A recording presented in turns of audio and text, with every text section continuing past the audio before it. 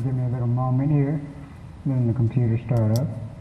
But I want to start out by saying thank you to the Baker Institute for having me out tonight. And it is definitely an honor to be here today.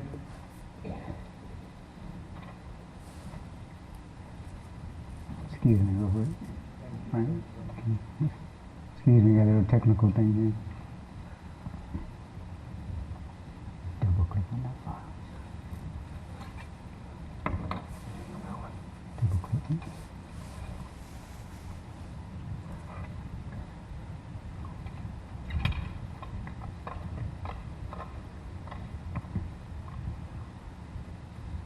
Okay. Well, once again, thank you guys for having me here tonight. It's been my pleasure to be here. The question comes down to is Texas ready for medical marijuana? As Texans, I believe we've been ready for quite some time. We would have passed years ago, but with no open ballot initiative, we are bound to a different set of legislative processes. But we know who we need to educate, who we need to be talking to, and the conversation that needs to be happening. We know the voice of patients, and we shall be silent no more. It's hard not to turn away from the fact that one day my own physical mobility will cease to exist and that I will not be able to self-medicate. This in turn would fall onto my caregiver, which happens to be my mother. Therefore, she needs to have protection, and I fight to see that she has it. It's never good living in fear, for fear is a sickness that can keep us from facing reality, that can inhibit us from looking beyond ourselves, that can blind us of our own true courage.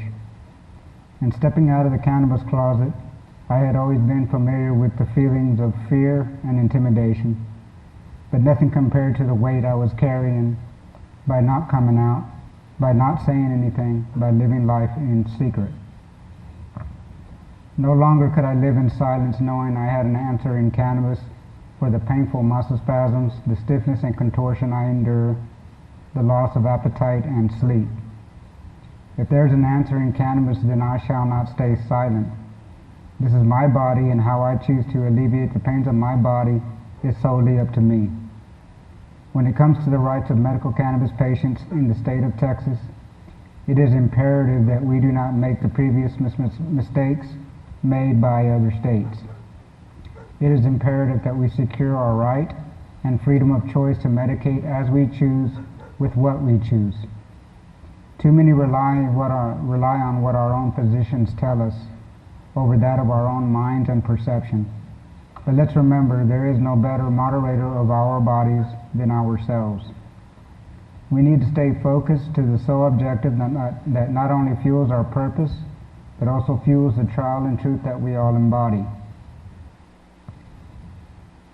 War is a malignant disease, an idiocy, a prison, and the pain it causes is beyond telling or meaning.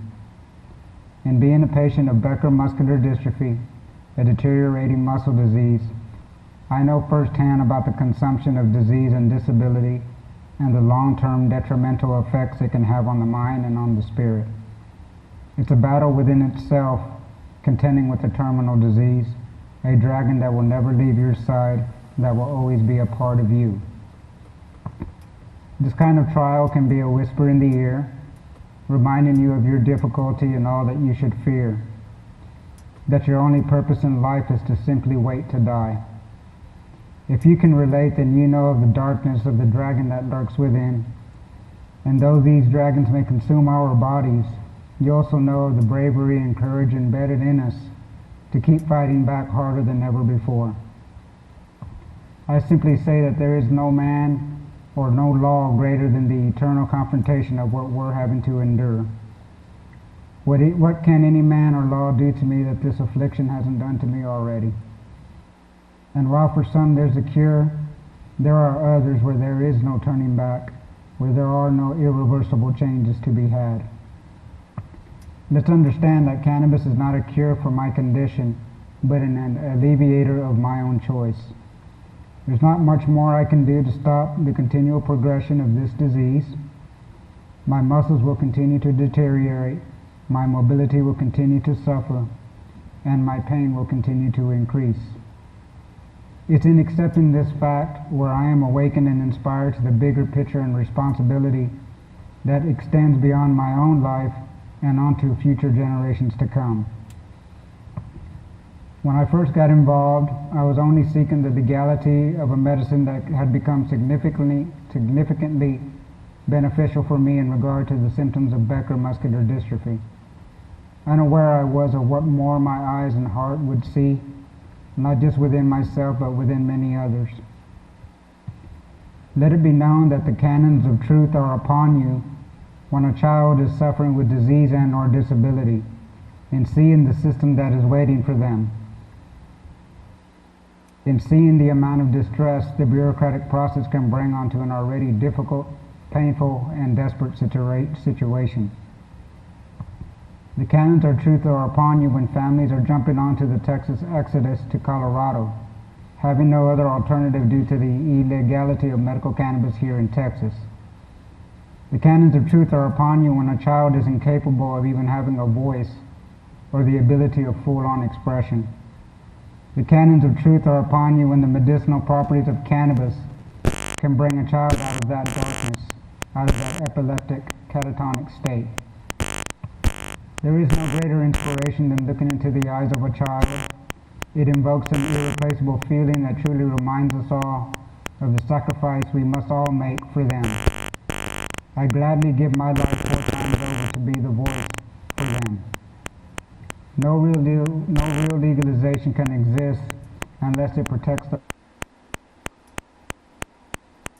rights of all. Therefore, we need to keep with the knowledge that each word of what we express has its own power, time, and place. We must have an awareness of our own strengths and weaknesses and understand legislation. Always seek a higher aim, momentary satisfaction. Keep in mind that our actions of today greatly affect the outcomes of tomorrow. We cannot ascend beyond the entrapment and binding clutches of isolation, desolation, and fear if we allow the repercussions they inflict on us. It's about facing that dragon eye to eye and conquering the ultimate chess game from within. Not about turning away out of fear or denial.